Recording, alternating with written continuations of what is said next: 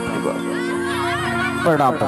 हाँ हाँ भौजी तरह के चिन्हत नहीं की तू हमरे के भड़ुआ का अचार खियवले रहलू। बाप रे बाप। एगो गाना हमारा और शिल्पी के बहुत हिट भई रहे कि हमरा राजा के तू ताला पटबल खिड़की हवा झुरु झुरु लागे उसे कुछ ना कुछ जरूर मिलता है।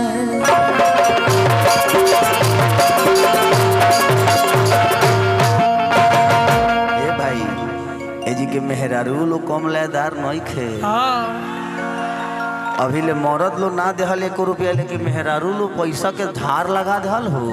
अरे लॉय से भर बड़ी दो। देखिए आप लोग जितने आप लोग पैसा चुराए हैं सब मुझे दे दीजिएगा, मेरे पास सुरक्षित रहेगा।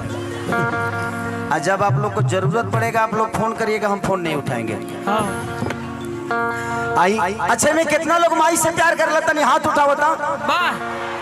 प्रेम से बोली सच्चे दरबार की जय। आ कितना लोग मेहरारू से करेला? हाँ कितना लोग गर्लफ्रेंड से। आओ देखे वह ढेर करता अपना मेहरारू से दूसरा के मेहरारू से ना। अरे अरे अरे अरे भौजी का करत रहलो हो इतना मन बोलो देवर के। अरे ठीक ठीक ठीक प्रणाम प्रणाम। अब तू लो देखा 100 रुपया देते तो ठीक नहीं खिला एक बार इकट्ठा करके 500 ले आवलो।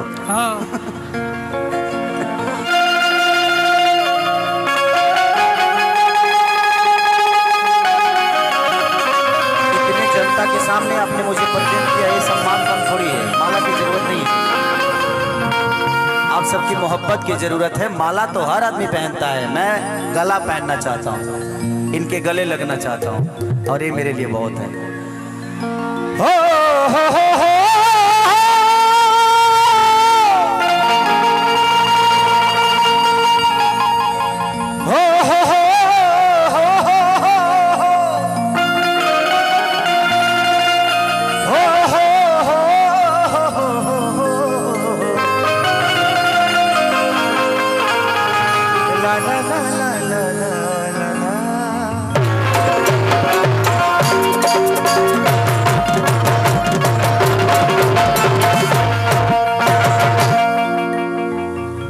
चलावता के हो? अब हम एक बार कह दिले बनी क बेर कही तोहरे ऐसा आदमी के मेहरारू दूसरा संगे भागेली सब बुझ जाए।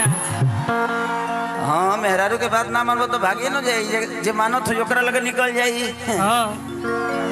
कि जय गणेश मंगल करना विघ्न हरो गणेरा।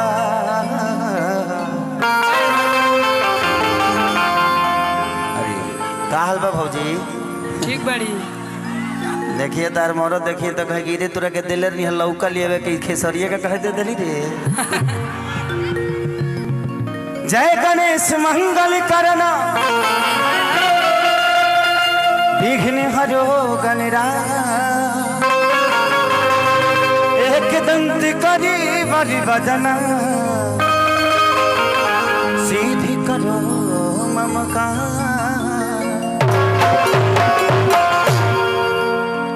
बहुत प्यारा एक मेरा भाई देवानंद देव जो कि मैं इनका फैन हूँ, ये बहुत अच्छे बेंजू भी बजाते हैं, बहुत प्यारे गाते भी हैं, आप लोग का सेवा भी करते हैं और मेरे दिल में रहते हैं। अच्छे कलाकारों का हमेशा सम्मान होना भी चाहिए और ये आपके बगल के हैं। एक बार देवानंद भैया के लिए जोरदार ताली आप लोग बजा दीजिए। खेसारी भैया और देवानंद की जोड़ी जोरदार ताली बजा दीजिए। अच्छा रौनक रतन और अनामिका त्रिपाठी जी भी आई हैं तो सबका स्वागत है। ऐसे ही भगवान आप लोगों को बनाए रखे ताकि आप पब्लिक का ऐसे ही सेवा करते रहे। कि माँ के ज्योति से नूर मिलता है सभी के दिलों को सरूर मिलता है। कि माँ के दरबार में जो जाए खाली हाथ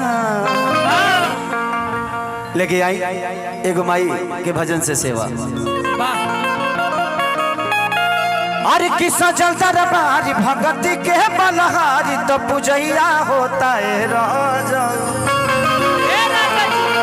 लय में भक्त माई से का कहलस। का कहलस? हर की सजल दरबार भगवती के बलहार तब पूजैया होता है धनवती नदिया चढ़े लोग जागेला तमाई के लागल बावे निमिया पछुलुआ बलम हवा झुझुरु लागे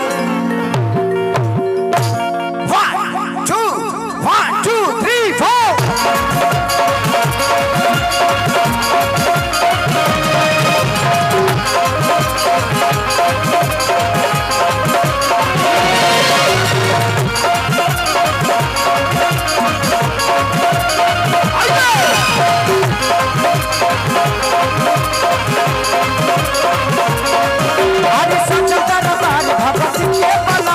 पूजैया होता है राजा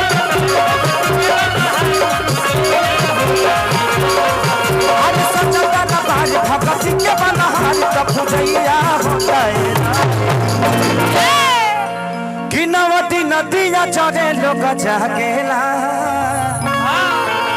तो माई के लागल बारे नीलिया पछुल का बदल